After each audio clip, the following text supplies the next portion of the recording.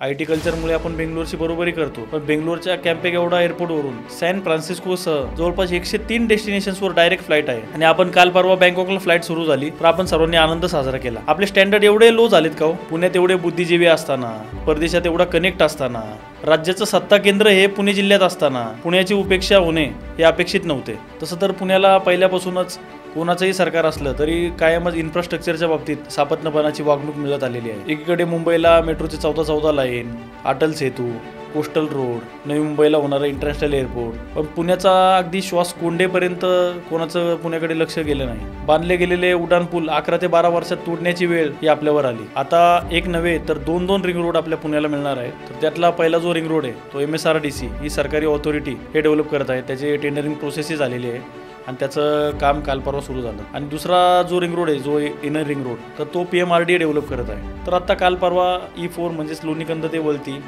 या मार्गावर काल रोडवेज सोल्युशन्स ज्यांना या मार्गाचं टेंडर मिळालं आहे त्यांनी याचं काम सुरू केलं. तर त्यांनी वाडे बोलायजवळ कॅम्प सेटअप केला आहे. तर काल संपूर्ण मीडियामध्ये या गोष्टी चर्चा होत होती. नमस्कार, माझं नाव ओमकार घुले पाटील. मी आपल्या यूट्यूब चॅनलमध्ये आपल्या सर्वांचं स्वागत करत आहे. तर गेल्या अनेक वर्षांपासून माझं भारतातल्या जवळपास सर्व मोठ्या शहरांमध्ये जाणं झालं आहे, कामानिमित्त म्हणा किंवा फिरायला म्हणा. त्यामध्ये दिल्ली, जयपूर, अहमदाबाद, बेंगलोर, नागपूर तसेच हैदराबाद या सर्व शहरांना एवढे सुंदर रिंग रोड आहेत. हैदराबादचा तर एवढा सुंदर रिंग रोड आहे. यावरील सर्व शहरांमध्ये मी रिंग रोड अनुभवला.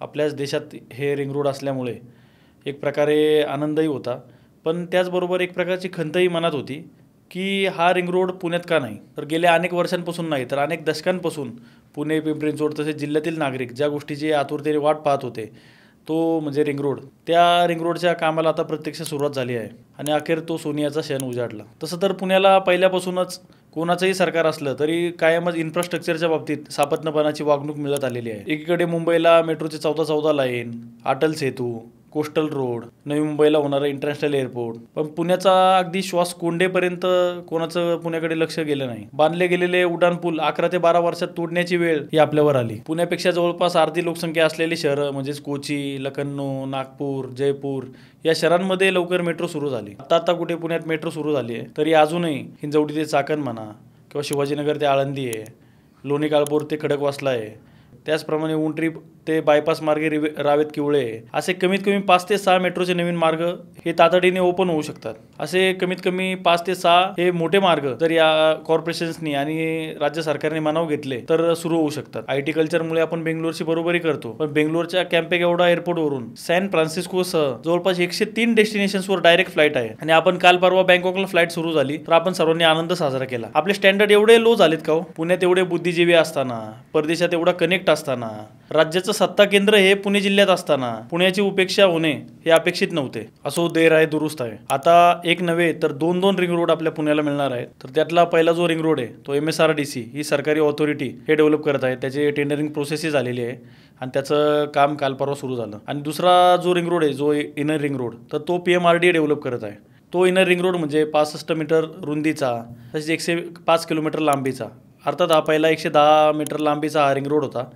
त्याची रुंदी कशी कमी झाली, काय कमी झाली, हाही संशोधनाचा विषय आहे. तर याच्या बाहेरून अजून आउटर रिंग रोड तो MSRDC डेव्हलप करत आहे. आज आपण त्याबद्दल बोलणार आहोत. हा संपूर्ण पुण्याला वळसा घालणारा रिंग रोड जवळपास 172 किलोमीटर लांबीचा हा रिंग रोड आहे. तर त्यातला आत्ता काम होणारा पार्ट 136.80 किलोमीटर एवढ्या लांबीचा आहे. तर यामध्ये पूर्वेकडे 4 आणि पश्चिमेकडे 5 अशा 9 पॅकेजमध्ये या रिंग रोडचं काम होणार आहे. पूर्वेकडील E1 म्हणजेच मावळ तालुक्यातील उर्से ते मावळ तालुक्यातून इंदोरी जवळपास आता जो आपला जो एक्सप्रेस हायवे आहे एक्झिस्टिंग, तर तिथे तो कनेक्ट होईल. त्यानंतर जो पूर्वेकडील E2 म्हणजे ईस्ट 2, तर हा मावळ तालुक्यातील इंदोरीपासून तर ते खेड तालुक्यातील चिंबळी जो रोड हा पुणे नाशिक महामार्गाला तिथे कनेक्ट होईल. तिथून पुढे चिंबळी ते सोळू हे दोन्ही खेड तालुक्यातील गावं आहेत. तर हा रिंग रोड तसा बराचसा आतून घेतला आहे. तर हा जो इंदोरी ते जे सोळू चिंबळी हा जो पॅच आहे किंवा लोणीकंदपर्यंतचा हा अजून 10 ते 20 किलोमीटर बाहेर पाहिजे होता, असं माझं वैयक्तिक मत आहे. हा का आत घेतला कारण चाकण शिक्रापूरच्याही बाहेरून हा रिंग रोड हवा होता. असो, पुढे E3 यामध्ये 2 भाग केलेले आहेत. त्यातल्या E3A म्हणजे त्यामध्ये खेड तालुक्यातील चिंबळीपासून सुरू होणारा हा रोड पुढे सोळूपर्यंत जाईल. तर E3B हा खेड तालुक्यातील सोळू या गावामधून ते हवेली तालुक्यातील लोणीकंद हापर्यंतचा हा पॅच आहे. तर तिथे तो मार्ग तयार होणार आहे. तर पुढे जाऊन लोणीकंदला हा पुणे नगर महामार्गाला हा रोड कनेक्ट होणार आहे. पुढे ईस्ट 4 म्हणजेच E4मध्ये लोणीकंद ते वलती या मार्गावर हा मार्ग बनणार आहे. तर W1मध्ये मावळ तालुक्यातील उर्से ते मुळशी तालुक्यातील केमसेवाडी, W2मध्ये मुळशी तालुक्यातील केमसेवाडी आणि मुळशी तालुक्यातीलच मोरेवाडी, तर W3मध्ये मुळशी तालुक्यातील मोरेवाडी ते हवेली तालुक्यातील खामगाव, तर W4मध्ये हवेली तालुक्यातील खामगाव ते हवेली तालुक्यातीलच कल्याण राहटवडे, W5मध्ये हवेली तालुक्यातील कल्याण राहटवडे तर भोर तालुक्यातील शिवरे कुसगाव या दरम्यान हा मार्ग तयार होणार आहे. आणि जो शिवरे कुसगाव ते वलती या दरम्यान जो राहिलेला पॅच आहे तो जो CSN महामार्ग जो एक्सप्रेसवे बनणार आहे, म्हणजे छत्रपती संभाजीनगर जो महामार्ग जो एक्सप्रेसवे बनणार आहे, तर त्यामध्ये हा मर्ज होणार आहे. अशा प्रकारे संपूर्ण पुण्याला वळसा घालणारा हा रिंग रोड हा पूर्ण होतोय. तर आपण आता हा व्हिडिओ पॉज करून आपण बघू शकता की यामध्ये किती इंटरचेंजेस आहेत, किती बोगदे आहेत, किती पूल आहेत, जे किती अंडरपासेस आहेत. तर आत्ता काल परवा E4 म्हणजेच लोणीकंद ते वलती या मार्गावर काल रोडवेज सोल्युशन्स ज्यांना या मार्गाचं टेंडर मिळालं आहे त्यांनी याचं काम सुरू केलं.